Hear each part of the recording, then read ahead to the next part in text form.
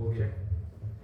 So, being very honest with you, I was really looking forward to this conversation because the industry that you're working in definitely is something that that in India it's very no one is in no one is a big player right now if I'm not wrong, and we are living in a country where regulations and all that stuff is such so much thing, right?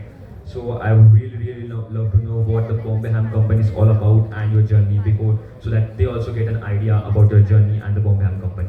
Sure, sure. Happy to. Funnily enough, the journey of Bohiko began less than a kilometer from you guys. I was in HR college along with my other founders. I'm not sure if you guys have something called Enactus. Nowadays, basically, it used to be called SITE, Students in Free Enterprise. I was very lucky when I was in college back in the day. Dr. Indu Shani was our principal. Those who know her know she's a dynamic go-getter, very entrepreneurial, always encouraging you to be outside the classroom and try to learn. And luckily enough, we fell in the same era as her stewardship at the college.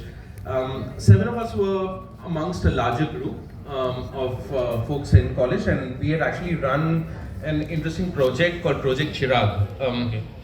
Basically, it was one of the first projects in India long before the government picked up electrification as a campaign, where we went to all parts of rural India, Rajasthan, Punjab, Uttarakhand, गांव से गांव गए थे, and we realized that when we were engaging with the village and the rural community, we were doing this to provide them solar lanterns manufactured by disabled or handicapped populations and create a social enterprise model around this. But every village we went to, we noticed, and I'm sure everyone comes from different cities, different towns.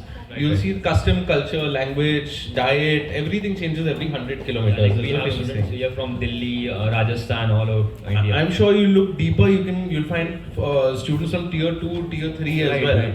And everyone has one constant, that everything changes in India, but every 100 kilometers there's one thing that we saw that was common. The cannabis plant, what we colloquially call bhang in Indian culture, was growing in every district in India.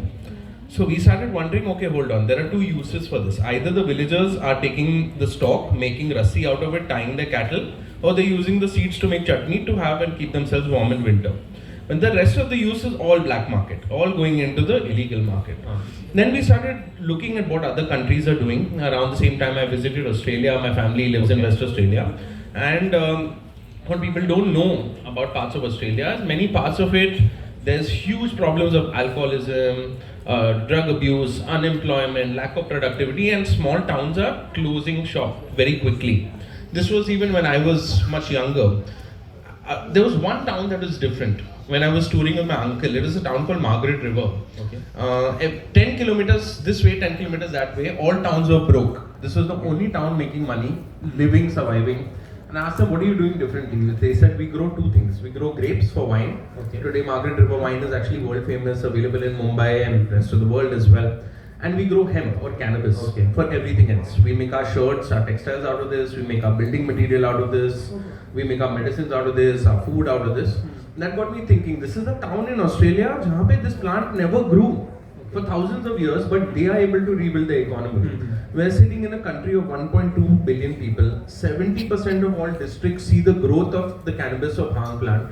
But countries like China or Canada were the ones that had taken this from our backyard and built medical and industrial sectors only around this one plant.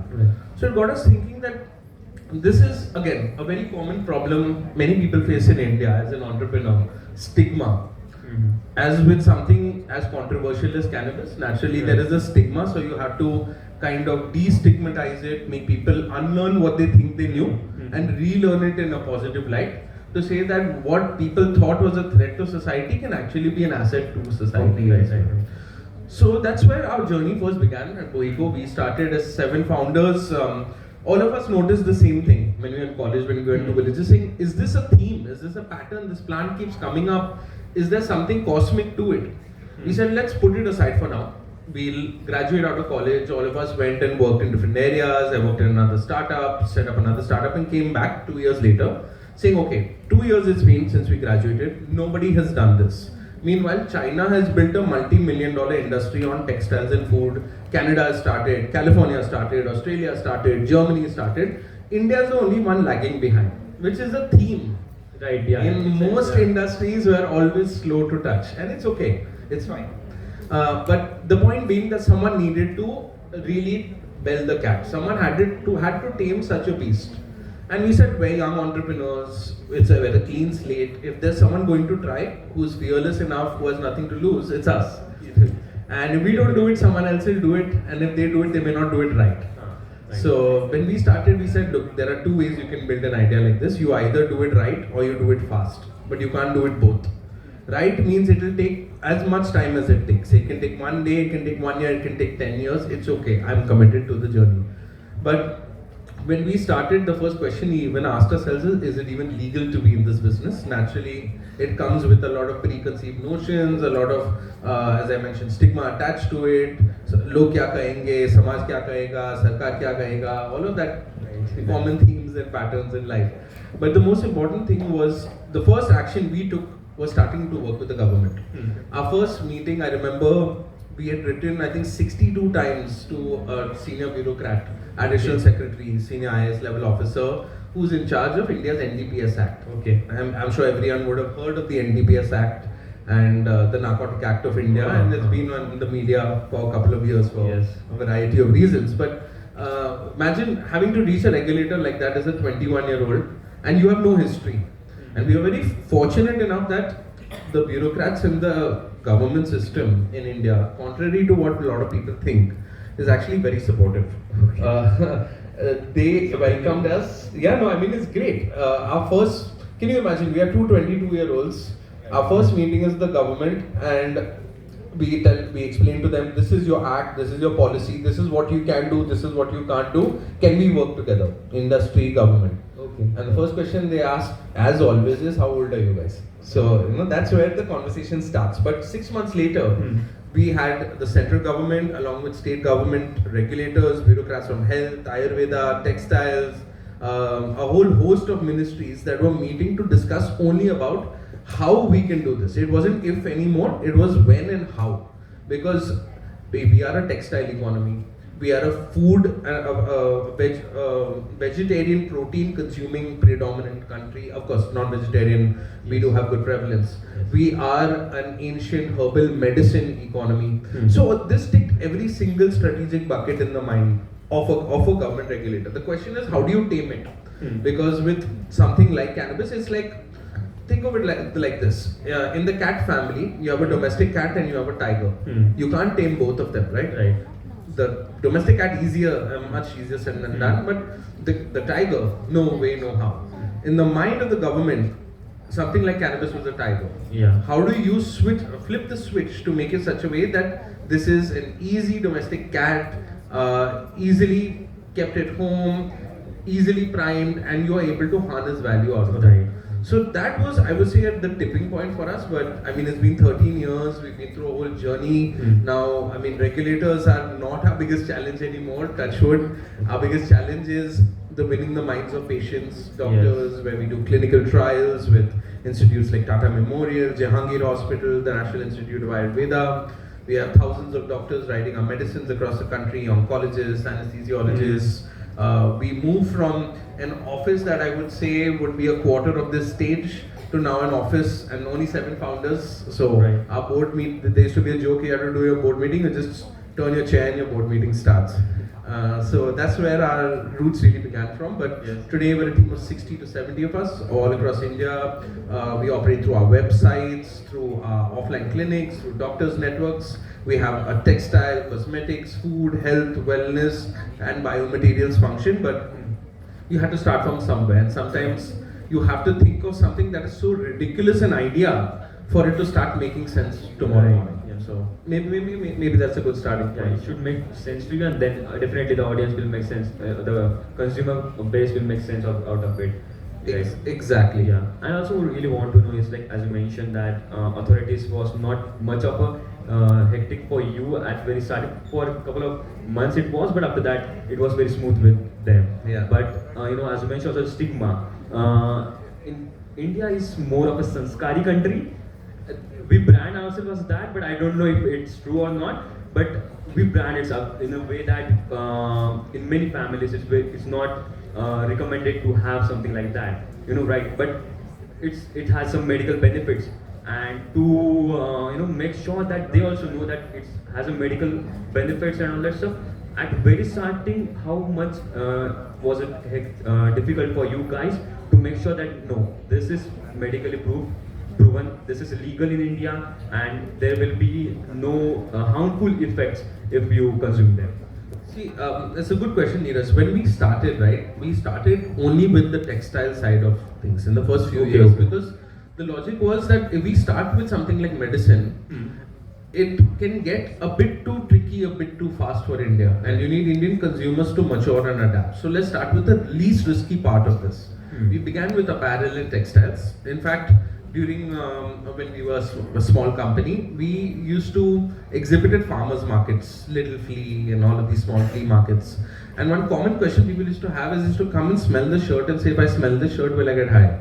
So imagine having to start there in the first 1-2 years of building the company. But touch wood, digitization, education, consumer education has been maturing so much over the last 5-7 years that today when we meet an elderly patient or customer and we explain to them there's this oil, it contains the compounds extracted from bhang, there's no apprehension anymore. Now their biggest question is, how will this help the joint pain in my knees? If I apply this 2 times a day, will it be better than if I apply it 3 times a day? So we're seeing this maturing approach, but to be very honest, the last 7 years has been daily constant consumer education and awareness, because as you correctly said, there are a lot of myths.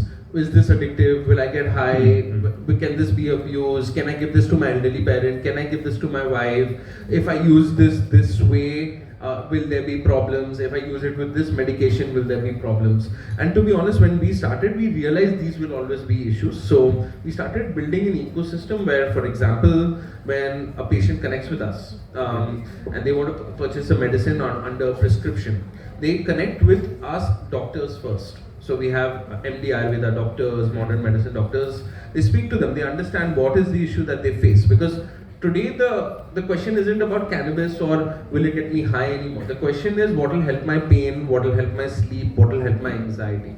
So whenever you're working with something that has that controversial nature, it's important to find a way to be able to tag that to mainstream concepts. So as we build this out, pain, insomnia, anxiety are the health areas we targeted. But we had also matured a division around nutrition. So how you eat flax seeds, alsi seeds or pumpkin seeds. Similarly, hemp seeds are rich in protein, rich in dietary fibers, but no one knew, no one cared.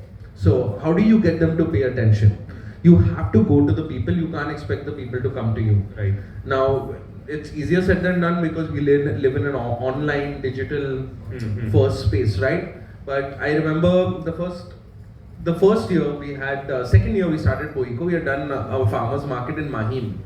In Powai. Okay. And we were in the scorching hot sun. We had hemp clothes, we had hemp foods. We had not started medicines that time. One elderly Gujarati auntie comes up to us and we are pitching, me and my founder, and we're saying, auntie, hemp ye hai, hemp wo hai, 5 minutes, 10 minutes, we're pitching. At the end, she's like, but ham to non-veg hai. She thought hemp was ham. I was pitching. Right. You can imagine, people didn't even know this word existed. But today, in the reality that we live in, especially post-COVID, I have noticed that it is the elder population, 45 years and above, that is surprisingly well educated around how hemp, cannabis, CBD, all these concepts can be used in their life. What helps them with their sleep, what helps them with their anxiety, their IBS. The younger population, so naturally we all know. We're fairly well exposed. The biggest question was, how does the stigma break at the senior level so then it trickles down? Right. Now we're living in that mature cycle, but to be honest, it took us 12 years, 13 years to get here.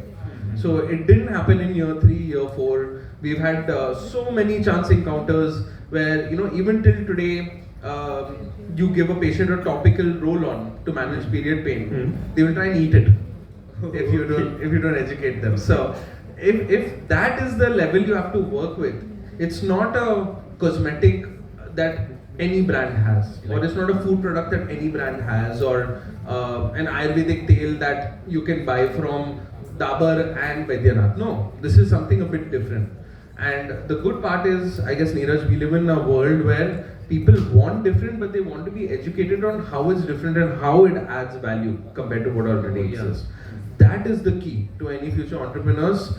The value differentiation of what you do. You can do the same thing as anyone else, but how do you differ in value? It fundamentally comes down to that. Being OG is very important. Being OG is critical. When we had our first investor in our company was the late Mr. Ratan Tata. Yes, I was coming to that question, but okay, He had said something very interesting. He left us with a piece of advice. He said, if you're the first one through the door, just know you're going to get shot.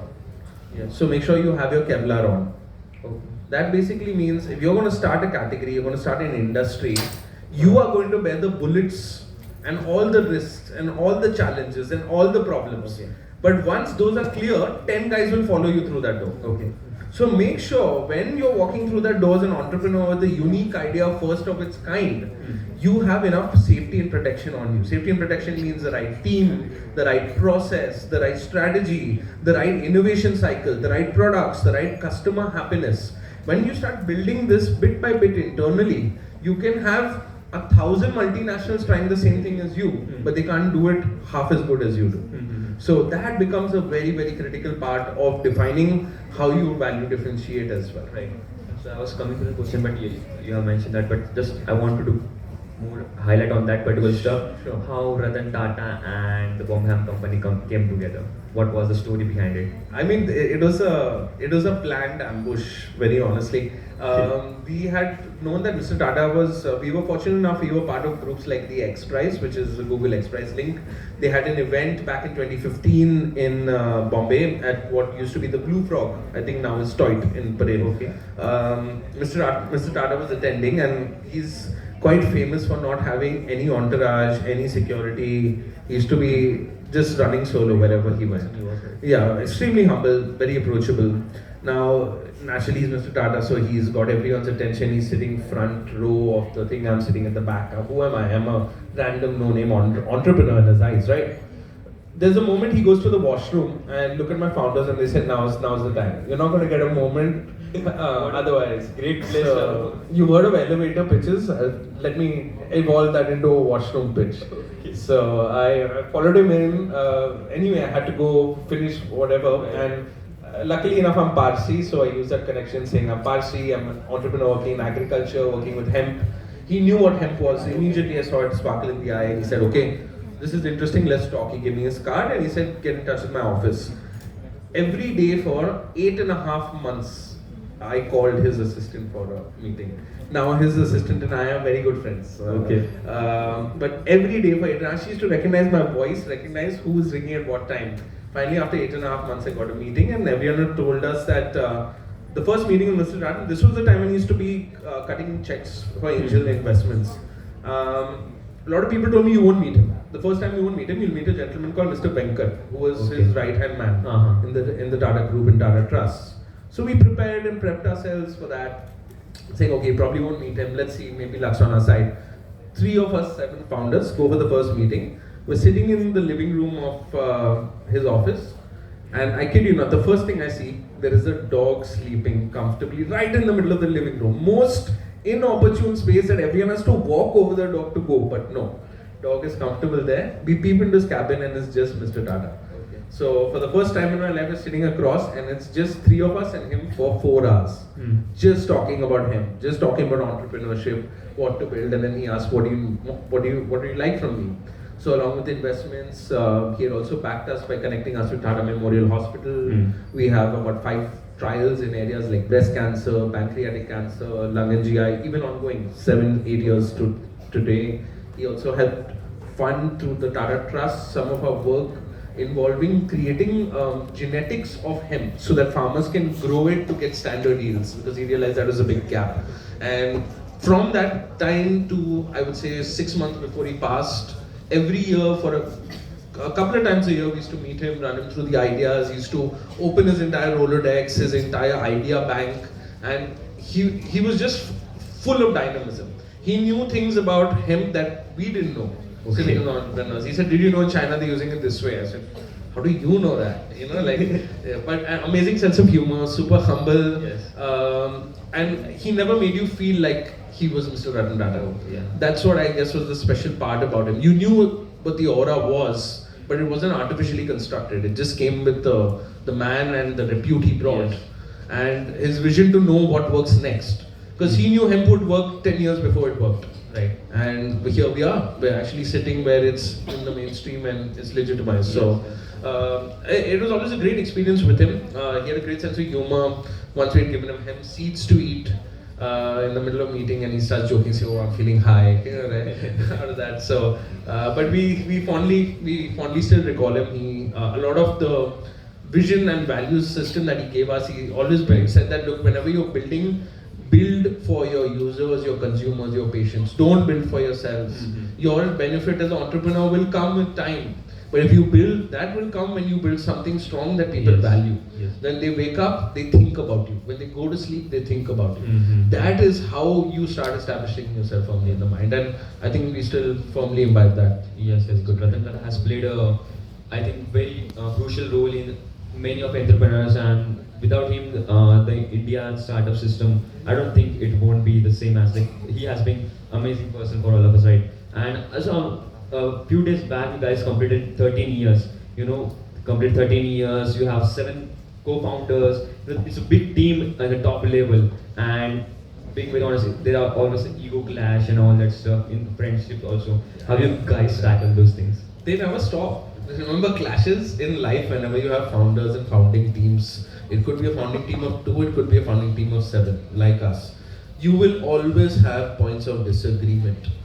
The earlier you accept that another person has another point of view, the quicker you can move to success. The most important thing is, as you sit together and when you're building, you understand whose strengths lie where. For example, Right. all of us founders handle something different. I look at clinical research, investor reach outs, policy development. One of my other founders is the CEO. He looks at building out certain parts of the business. Someone looks at marketing, someone looks at ops, someone looks at legal, I look at the strategy side. So it's about diversification, but then having a common forum where you can express your thoughts. Because maybe I'm sitting there and thinking my co-founder who I've known for 20 years is not thinking of marketing something a certain way that I think it would work.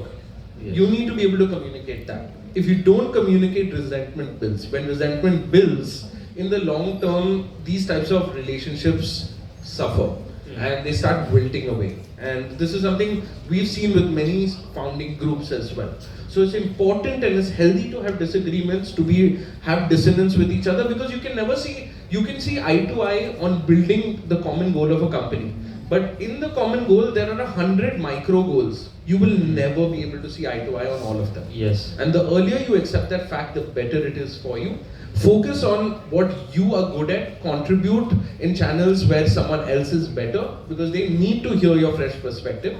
And most importantly, open up the forum for other team members too. We started as 7, but today we have business leaders who lead different channels. Okay. So a lot of our work is overseeing. It's not as, you're not in the grit anymore, you're not stuck in the weeds anymore. You get a little more time to think. But that is where trusting someone else becomes very important in your life. I have blindly trusted my founders. Blindly. If my operations founder says, we cannot make this type of product because it is not possible in this state, I will trust whatever he says. That's very important. Extremely important. But the important thing is, as much as you trust, you must also verify. Yes, yes. Okay, that once that level of verification comes in to say, what he has said 5 times out of 5, I have looked into and what he's saying is right, then inherently your subconscious is like, anything he says henceforth, I can more or less trust. Yes. It's the same belief system you have to incorporate as you build the team downwards. The senior person who works with me is our chief scientific officer. Okay. He worked with Himalaya drug company, Yes, he yes. worked with top startups for 20 years. He's a phytochemist, he's a PhD, I am not. Yes. I am a commerce graduate. But because we have a very common trust, because you have a curiosity to learn something and ask questions that no one is asking. Right. Because look, there is no point to a meeting with founders if you're just going to sit and nod and accept everything they say. You have to push back. And as a healthy founder, you expect your co-founder to push back. Because it's only through that process will you get to the uncomfortable questions. Because if you solve for the uncomfortable and the worst comes worst doomsday scenario, everything else is a cakewalk. And you can only do that when you share this on a common Yes. cause. If you are, just coming to the end of a conversation, I just really love to know, you guys started in the industry that was not very active in India, and if you can, any two industries that you think that India is not working, in a big picture way, that young entrepreneurs like this can, take an opportunity of that and start building something out there. I don't know whether to feel worried or feel excited for you guys as a young generation. Excited in the sense you have all the tools. You have tools I could never fathom. When I needed to do research about hemp in India, मैं कहाँ जाता? I would go on Google to page 87 to find one obscure link on page 4 of some article to know 0.1% of knowledge of this. Today you guys put it into Gemini or Claude or GPT and you have a whole game plan for you guys. But that makes us a lazy, like, नहीं करना मुझे like. It depends on the person. See, if you're going to use AI, use it to augment yourself. Don't use it to replace yourself. That's the most important thing. AI will try and think of 35 great ideas for something, but it's always going to be missing the 36, and that can only come through your human knowledge or intervention. If I were to pick a space, what I'm noticing is India's, look, I think guys, we're well accepted. We are not a manufacturing economy, we are a consumption-based economy. If you're going to focus on consumption, look at what the next 5 years are going to bring. The last 5 years leading to today was protein. Protein deficiency, no one's having, today you have Super you have Whole Truth, you have Falana, you have Dimkana, all of that. The question I want to leave for you guys is, in the next 3 years, the next 5 years, what is one thing we have innately lacked in our life and lifestyle that people are now starting to think about? What is going to be tomorrow is a subculture today. So start at the subculture level. For example, I have seen huge parts of developed world economies turning to seaweed and algae for consumption, because it's much more rich. It's richer in antioxidants, certain unique types of vitamins, certain types of minerals that would be there. If I were to suggest anyone to explore, I would say try and look at novel either crops or novel products or produce we're developing here. Understand if there is any waste that comes out of it, and understand can you make something productive out of that waste. For example, through the recycling of coconut husk. That is the outer layer of coconut, Yes, right? We don't use it very often. But did you know there are companies in Sri Lanka that convert the husk into a graphene-like graphitic material that then you can use in an ultra capacitor or a battery anode or an ultra filtration system. You've taken a piece of waste and you convert it into a multi-million-dollar opportunity. That is how I would like you guys to think about it. Don't think about what the guys on Shark Tank are doing. Those all time and tested. I will say if you guys have the ability, travel to countries like China, travel to Vietnam, see what is being manufactured there. Because the truth is, we will not be able to manufacture that today, tomorrow, or day after. But if our consumption economy grows well enough, we will have enough income to invest in that for the week after next. So focus on what you can first bring here that otherwise doesn't exist here to solve problems you would think about twice a day, but you wouldn't spend more than 1 second thinking about it. Start from there is what I would say, and especially focus on what can consume and what can improve a person's life and lifestyle. I would say these are the key segments to focus on. Thank you so much for your guidance, and it was really amazing to have a conversation with you, and definitely would love to connect with you once again in future for sure. And thank you for coming, and thank you so much. Thank you. For having a good Thank you. My pleasure, Neeraj. Thank you. Sir, thank you, sir, for your great and inspiring words, which really motivates us. Now I would request our Vice Chairperson to felicitate Mr. Jahan Jamas.